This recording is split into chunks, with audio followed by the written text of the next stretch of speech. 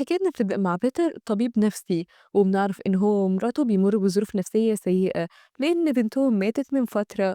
وبيروح بيتر على عيادته وبنشوف إن أول مريض بيكون راجل كبير في السن وبيشتكي إن آخر حاجة فاكرها حاجات حصلت من 20 سنة.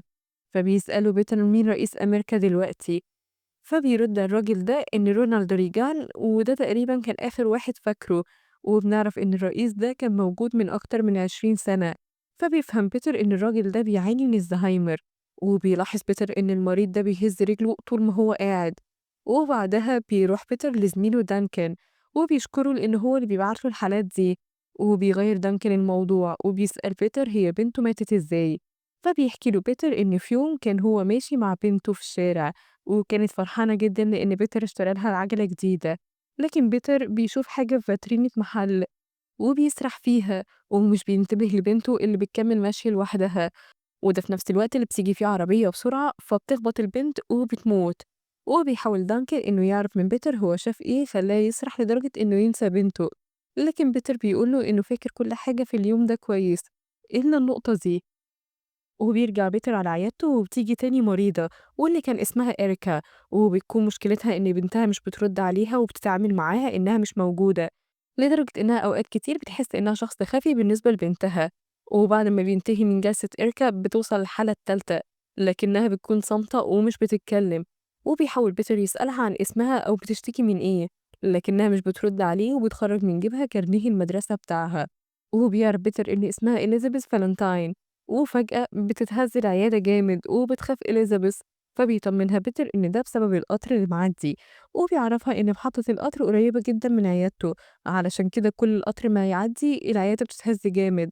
وبيروح وبيقفل الستاير علشان يهدي إليزابيث شوية، ولكنه لما بيرجع بيلاقي إن البنت هربت من العيادة.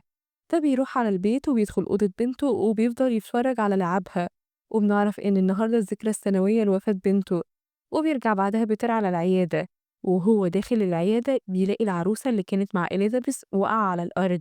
وبيلاقي إليزابيث نفسها باصة من الشباك وهي مرعوبة.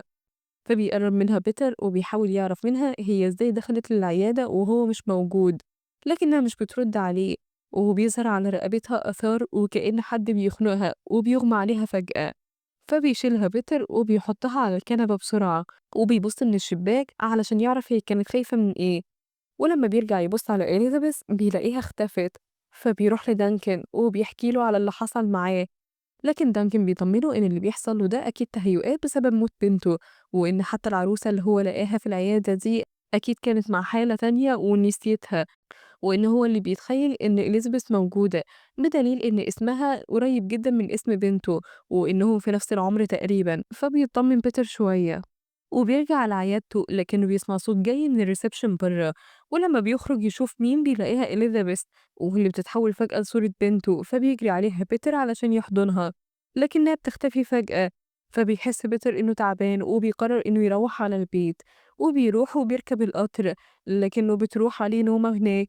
ولما بيصحى بيلاقي إريكا قاعدة قدامه، فبيستغرب بيتر، لكنه قبل ما يتكلم بتتغير صورة إريكا لصورة مرعبة وكأنها شبح.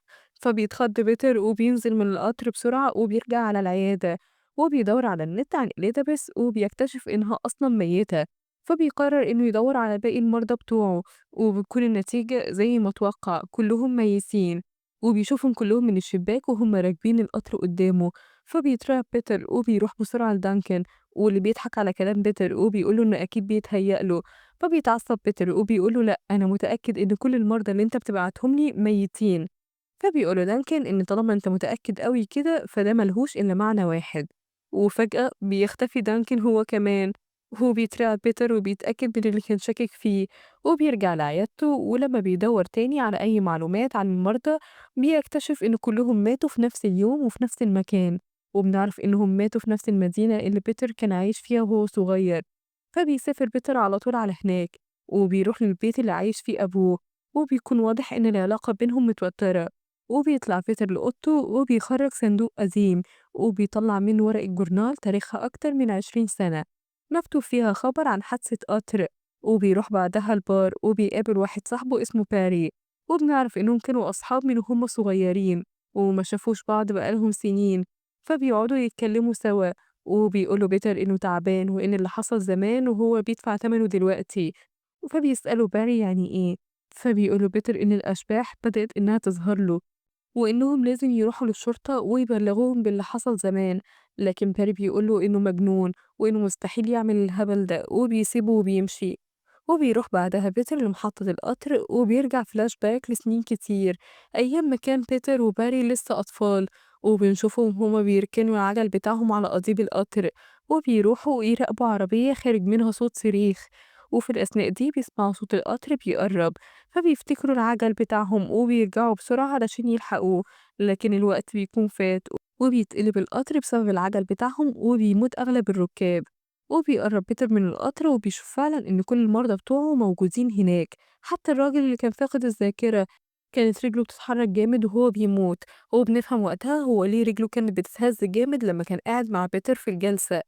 وبيروح بيتر بعدها على اسم الشرطة وبيقابل الشرطية اسمها باربرا وبيعرّفها بنفسه، وبيحكي لها عن كل اللي حصل زمان، لكن مش بيجيب سيرة صاحبه باري، ومن اسمه بتعرف باربرا إنه ابن الشرطي السابق بيل باور، وبتعرّفه إنه مش متوجه له أي اتهام، لإنه وقتها كان صغير، وكمان ما كانش يقصد اللي حصل، يعني ده كان قضاء وقدر مش أكتر.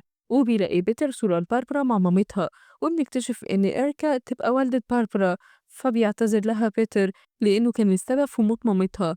وبتبتسم له باربرا وبتقول له إن ده كان قدر مش أكتر وكفاية إنك جيت هنا واعترفت بذنبك.